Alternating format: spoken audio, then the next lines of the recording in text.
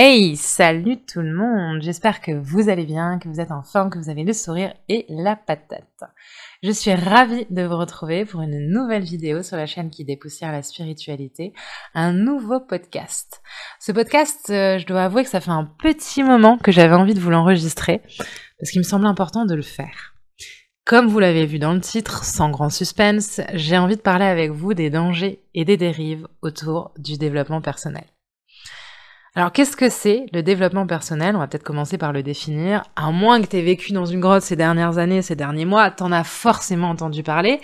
Mais ça peut être aussi un thème un peu vulgose, un peu vulgarisé, un thème un peu fourre-tout, si bien qu'au final, on sait plus trop ce que c'est. Donc, je me suis renseignée, j'ai fait quelques recherches, et la définition que l'on retrouve le plus souvent pour le développement personnel, c'est celle-ci. C'est un ensemble de pratiques hétéroclites qui visent à améliorer la connaissance de soi, qui vise la valorisation des talents et des potentiels, l'amélioration de la qualité de vie et la réalisation de ses rêves. Sur le principe, ça vend du rêve. Ça vend du rêve et puis en plus c'est clairement à la mode. Il y a qu'à voir les rayons de bouquins remplis de thèmes, de ce thème dans toutes les librairies, les milliers de vidéos sur le thème. Les comptes Insta, Facebook, Twitter, TikTok qui sont spécialisés là-dedans et qui te balancent des vidéos. Tu veux que ta vie change, machin, avec des slogans trash qui fait que quand tu les regardes, et tu sais, assez punchy comme ça, tu finis par te dire en fait, je suis peut-être un peu une merdouille, quoi, tu vois. Et puis on peut aussi parler de tous ces coachs là, les dizaines de coachs qui sont là et qui se développent et puis qui ouvrent leur cabinet tous les mois. Le problème, c'est qu'en fait, un petit peu comme toutes les modes, le développement personnel, je trouve qu'il a tendance à se dénaturer de son origine première, et puis qu'à force de se démultiplier à l'infini, ça commence par devenir un truc clairement un peu imbuvable. Sur le principe, je trouve ça bien. En fait, je trouve même que le développement personnel, c'est génial. Parce qu'enfin, on nous dit qu'on a la possibilité d'évoluer, de changer, de sortir de nos schémas répétitifs. Je trouve que c'est vraiment super positif d'entendre ça. Ça vient faire un joli pied de nez à tous ceux qui nous disent qu'on peut pas changer, que chasser le naturel, il revient au galop, que t'auras beau faire tous les efforts que tu veux, tu redeviendras toujours la personne que t'as toujours été, que tu peux faire semblant quelque temps, mais que ça durera pas. Et tout ça, le développement personnel, il vient te le balayer, et je trouve que ça fait du bien parce qu'on a besoin d'entendre ça. On a besoin d'entendre que nos failles, nos blessures, nos croyances qui nous bloquent, les blocages qu'on peut rencontrer, c'est pas une fatalité, qu'on n'est pas figé. Et je crois qu'on le dira jamais assez. Le développement personnel, je suis persuadée qu'il a déjà aidé et qu'il aidera encore des millions de personnes à travers le monde. Et même si on ne fait que l'observer, le côtoyer de loin, il a au moins pour le mérite de nous inspirer, parce qu'on est tous déjà tombés sur une vidéo, un podcast, des pubs, des choses comme ça, ou des titres de bouquins, ou d'heures de conversation avec nos amis, qui nous ont mis en lumière le développement personnel, viennent mettre en lumière le développement personnel, et qui d'une certaine manière nous font réfléchir et nous disent « Et après tout, si moi aussi j'enclenchais ça ». Et c'est magique, c'est encore une fois c'est magique. Et le but de ce podcast, c'est pas de dire que le développement personnel c'est une daube sans fin, que ça ne sert à rien, que c'est illusoire. Non, je suis vraiment persuadée que c'est un outil merveilleux.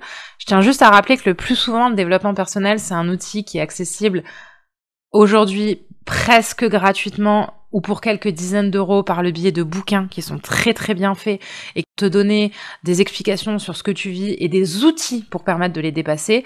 En revanche, là où ça me pose question, c'est que le développement personnel, c'est en train de devenir un business à plusieurs centaines de millions d'euros, et je pense qu'on peut même augmenter la fourchette, et qu'en plus, ça a tendance à nous faire croire quelque chose de complètement négatif, que vous êtes nombreux d'ailleurs à mettre en lumière pendant les séances. La première des choses, c'est que ça a tendance à nous faire croire que si t'es pas là à vouloir te créer une vie de rêve avec l'abondance financière et patati et patata, et que juste t'arrives à te satisfaire de ton quotidien, t'as peut-être un problème. La deuxième des choses qui aussi est dangereuse, c'est que toute cette mode là autour du développement personnel vient justement nous faire croire que nous sommes un espèce de problème à résoudre. C'est-à-dire que, à force de mettre en avant qu'il faut aller guérir son enfant intérieur, qu'il faut travailler sur son rapport à l'abondance, qu'il faut développer des relations amoureuses stables et patati et patata, On en vient à nous dire que peut-être nous on n'y arrive pas, on en vient à nous le faire croire, et du coup on en vient à nous faire croire qu'on est un putain de problème à résoudre. Et ça, je trouve que c'est grave. Et vous êtes nombreux en séance à me le dire. Oui, mais j'ai ce problème, machin. Et en fait, vous vous identifiez à ce problème et vous en finissez par penser que vous êtes un problème à résoudre. Et ça, je trouve que c'est dangereux.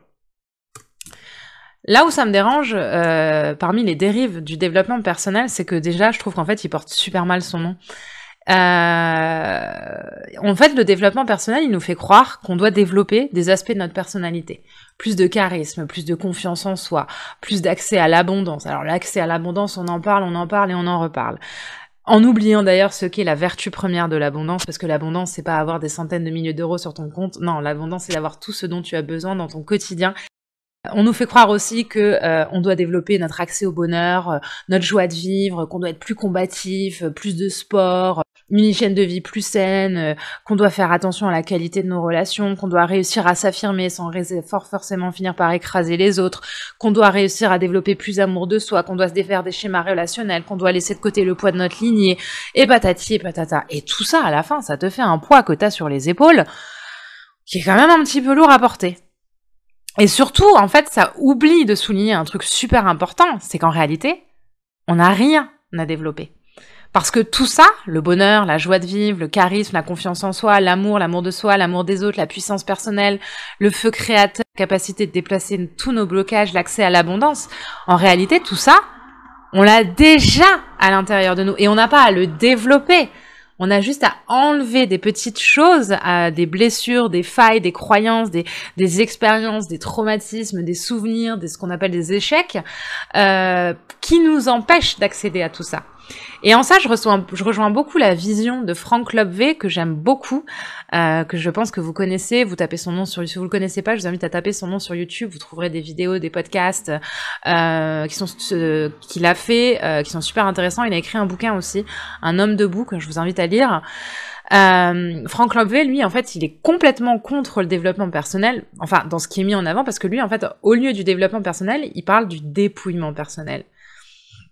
Et je trouve que c'est une merveilleuse manière de voir les choses qui est bien plus en accord avec la réalité énergétique et intrinsèque de notre être, et qui vient un peu calmer ce business-là qui part un peu en cacahuète. Parce qu'en fait, non, on n'a rien à développer. On a déjà tout à l'intérieur de nous, et je pense que c'est essentiel d'appuyer là-dessus et de le répéter encore et encore. Nous avons toutes les ressources en nous, nous avons simplement besoin de nous en souvenir, de les activer.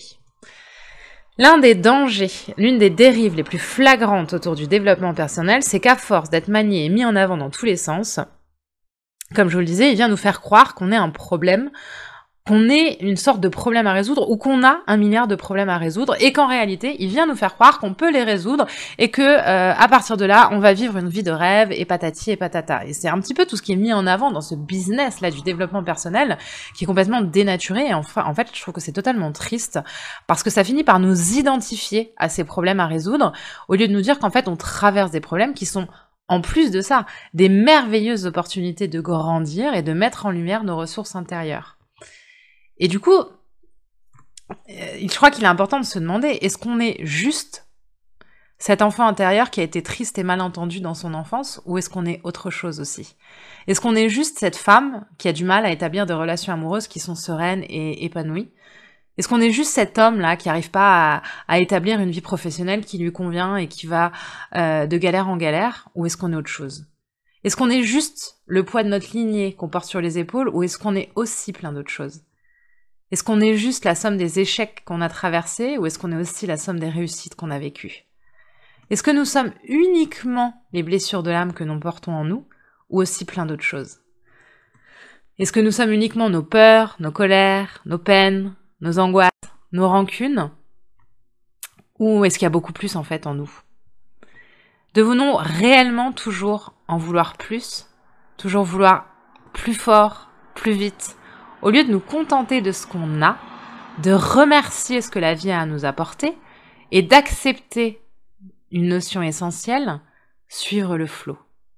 Est-ce qu'on est incarné ici sur Terre pour devoir travailler constamment sur nous, tout le temps, encore et encore, par le développement personnel, en lisant des bouquins, en écoutant des podcasts, en regardant des vidéos, en faisant une thérapie, en faisant une psychanalyse, en allant voir un thérapeute énergétique, en faisant des soins, en consultant une médium, une voyante, ou est-ce que, au contraire, on doit juste laisser la vie nous amener à travailler sur ce qui doit être à l'écoute de ce que la vie nous demande de faire. Vouloir travailler sur soi, c'est une bonne chose en soi. Quelque part, c'est reconnaître qu'on peut faire mieux, c'est affirmer sa volonté de se sentir mieux, de se libérer de ci ou de ça, de se libérer de ses chaînes. Mais il faut aussi se le dire, à un moment, le travail sur soi, ça risque de nous amener à une chose, c'est tourner en rond et devenir un petit peu trop nombriliste. Lors des séances que je peux faire avec vous, je suis affolée, réellement, par le nombre de personnes que j'ai en rendez-vous et qui me racontent qu'elles ont fait un suivi thérapeutique sur l'enfant intérieur, un coaching sur la confiance en soi, un stage pour renouer avec leur intuition, une retraite pour développer leur féminité sacrée, un suivi avec un coach de vie et tellement d'autres choses. Tout ça, le plus souvent dans un laps de temps très court, comme s'il y avait une espèce de boulimie, comme si le travail sur soi était un sprint. Et je trouve que c'est là un autre danger du développement perso, avec tous ces slogans super vendeurs qui sont d'ailleurs pensés uniquement pour nous séduire. Un coach en développement personnel vous promet de vous aider à vous libérer de la timidité en 2 semaines, à ouvrir votre boîte et à accéder à des centaines de milliers d'euros par mois en 3 mois, de vous permettre de guérir votre enfant intérieur en 6 séances à 400 balles, des promesses et des promesses et des promesses. Des promesses que l'on vous fait en appuyant bien comme il faut sur ce que vous pensez à l'intérieur de vous, être des failles. Et puis bien évidemment, en vous demandant de mettre la main à la pâte. À la poche plutôt. De mettre la main à la poche, ouais. Par curiosité, il m'arrive souvent de regarder un peu les tarifs qui se proposent dans le domaine. Et clairement, j'en suis absolument outrée. Je suis outrée des tarifs qui sont actuellement en vigueur sur les stages des enfants intérieurs, de la féminité sacrée, de l'intuition, même du développement spirituel, toutes ces choses-là, ça devient un business aberrant et je trouve que c'est dangereux et surtout que cet argent-là, vous pourriez le garder pour faire d'autres choses et travailler différemment plutôt qu'en perdant des centaines et des centaines d'euros à chaque fois. Il est indéniable qu'on est tous appelés à travailler sur nous, de manière générale et personnelle. Les vibrations de la Terre, elles augmentent. Donc, ce qui était vrai hier ne le sera plus demain. Ce qui était valable hier ne le sera plus demain. On avance vers un changement, tous ensemble. Et pour mieux le vivre, pour le vivre au mieux, ouais, il y a des cailloux qu'on porte sur nos épaules, dans notre sac, bien au chaud, qui serait bien qu'on dépose au bord de la route. Mais est-ce que pour autant, il faut se marteler l'esprit en travaillant encore et encore sur soi? Je crois pas.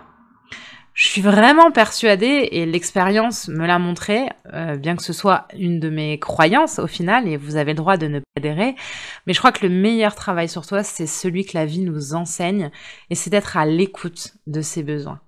Je suis persuadée que le meilleur des coachs, c'est la vie.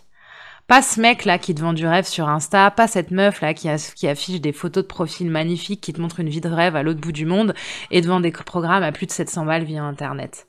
Je pense que c'est la vie, le meilleur coach en développement personnel. Le problème avec le développement personnel, un petit peu comme avec la voyance ou la médiumnité d'ailleurs, c'est qu'on peut rapidement tomber dans le trop. On commence par faire un coaching pour travailler sur la confiance en soi, et puis on apprend qu'il faut entre guillemets, je le mets bien entre guillemets, guérir son enfant intérieur. Parce que, en réalité, nous n'avons pas réellement un enfant à l'intérieur de nous, et en fait, il faut pas nécessairement venir le guérir non plus. Ça aussi, c'est une mode qui est en train de se développer, et je pense que je vais aussi vous faire une vidéo sur le thème. On nous dit aussi, on est parti faire un petit coaching sur la confiance en soi, puis on nous dit « Ah oui, mais madame, vous portez sur vos épaules le poids des femmes de votre lignée, puis il y a des mémoires cellulaires négatives en vous. » On se met donc à aller consulter un autre thérapeute, et puis encore un autre, et puis encore un coach, on fait un soin énergétique, un recouvrement d'âme, une séance d'hypnose régressive, et je ne sais quoi.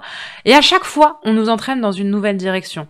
Pourquoi ? Parce que chaque thérapeute lit les choses en fonction de son savoir, de son prisme de connaissance, et parce qu'en fait, le travail sur soi, c'est sans fin. Et quand on cherche, on va finir forcément par trouver quelque chose sur lequel il faut travailler, quelque chose qui devrait pas être là, quelque chose qui peut t'expliquer les blocages que tu es en train de traverser. Donc, on peut rapidement tomber dans une forme de dépendance et de perte de pouvoir créateur. Combien vous êtes à m'avoir dit, ce thérapeute, ce coach a sauvé la vie, il a changé la vie, il a changé ma vie, sans lui, je n'y serais jamais arrivée. Vous me dites aussi, oh là là, va consulter cette énergéticienne, je jure, elle est incroyable, elle m'a libérée de ces trucs. En soi, il n'y a pas de mal avec ça. Le seul problème, c'est que c'est sur du long terme et à outrance, ça peut nous éloigner de notre propre pouvoir créateur. Car un thérapeute, un énergéticien, un psy ou même un médium ne fait rien d'autre que de vous aider à mettre en lumière ce qui est déjà en vous. Je déplore réellement de plus en plus l'utilisation poussée du développement personnel alliée à l'utilisation massive des réseaux sociaux, des posts qui nous vendent du rêve pour mieux nous vendre des formations et tout le tralala, toute cette espèce de turbine là qui tourne à plein régime et qui commence à devenir clairement indigeste et vraiment, je trouve, dangereux. Ça nous reste un petit peu sur l'estomac et puis surtout ça nous éloigne du sens premier du développement personnel. Un jour, un ami qui est très cher à mon cœur m'a dit « Le secret dans la vie, Caro, c'est pas de faire, le secret c'est de défaire. » Et cette phrase, elle m'a marquée parce qu'elle s'applique tout à fait à toutes les dérives du développement personnel. On n'a rien à développer, on a déjà tout en nous. On n'a rien à accentuer, on a juste à déblayer doucement, en écoutant son rythme et en prenant le temps nécessaire pour enlever une à une toutes les couches de l'oignon en s'écoutant soi. Je crois aussi que les excès, les dérives du développement personnel nous amènent à penser qu'on doit être des super humains. Et là, c'est ça le truc pour moi le plus dangereux. On nous fait croire qu'avoir des blessures, ça n'a rien de normal et que surtout, il faut s'en libérer. Je reçois un nombre incroyable de personnes qui ont envie de se lancer dans le domaine de la spiritualité ou du bien-être et qui me disent « Oui, mais je peux pas parce que j'ai pas encore guéri toutes mes blessures. » Mais en fait, moi non plus, j'ai pas encore guéri toutes mes blessures et pourtant ça fait plus de 5 ans que je travaille là-dedans et ça m'empêche pas de travailler là-dedans. Et les excès et cette dérive du développement personnel, c'est nous amener à croire qu'on doit être des super humains, complètement efficaces en tout. Donc on doit pas avoir de blessures. Il faut qu'on apprenne à mieux communiquer. Il faut qu'on apprenne à plus se mettre en avant. Il faut qu'on soit mieux avec nos enfants. Il faut qu'on fasse l'éducation bienveillante. Il faut qu'on utilise la communication positive. On n'a pas le droit non plus de commencer la journée en ayant le moral dans les chaussettes. Non, il faut commencer la journée en faisant 50 pompes, en disant 12 affirmations positives et puis en faisant 5 salutations au soleil. On nous dit aussi qu'il faudrait qu'on soit mieux dans notre couple, qu'il faudrait qu'on soit plus disponible, parce qu'un couple, ça se construit. Alors oui, un couple, ça se construit, mais des fois, un couple aussi, ça se vit. On nous dit aussi qu'il faut qu'on prenne plus soin de nous, donc il faut qu'on fasse des cures, de plantes, de machins, de super aliments, de machins, de probiotiques, de toutes ces choses-là. Et puis après, on nous dit qu'on n'a pas raison de se contenter de ce qu'on a, qu'il faut encore vouloir plus. Et donc du coup...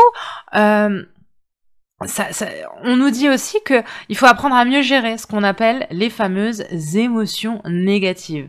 Comme si c'était quelque chose de complètement anormal d'être parfois triste, en colère, d'avoir de l'angoisse, de la rancœur, de la culpabilité ou toutes ces choses-là.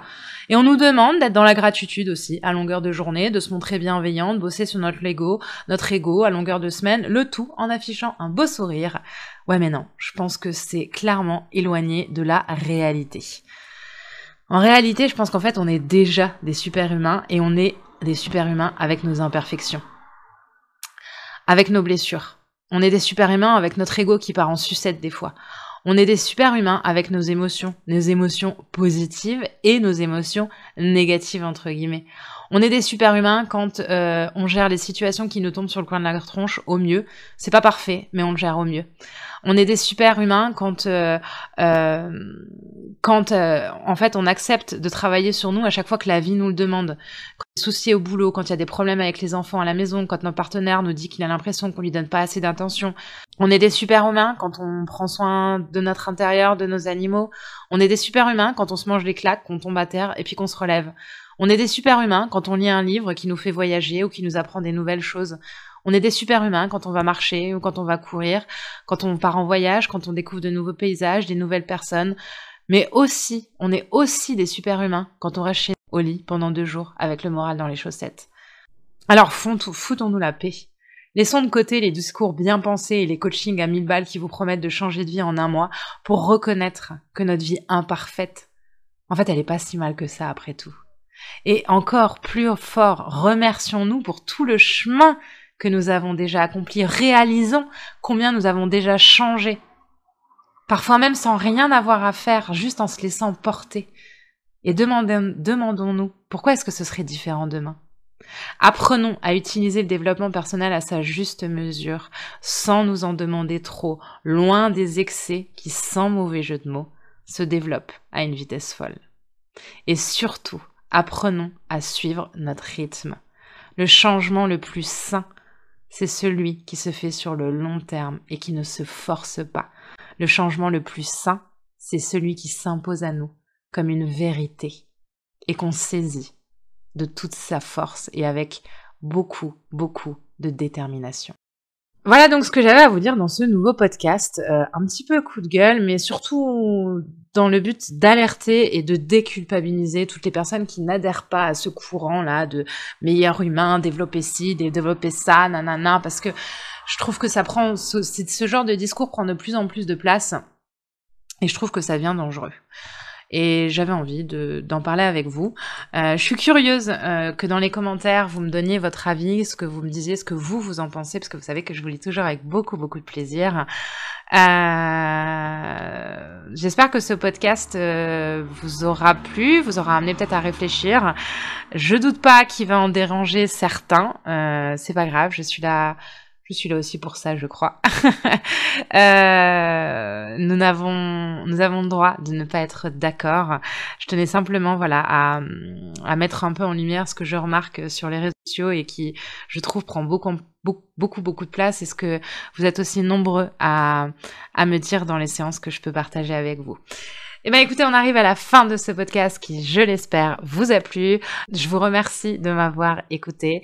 Je vous envoie comme toujours une multitude de pensées lumineuses, bienveillantes et remplies d'amour.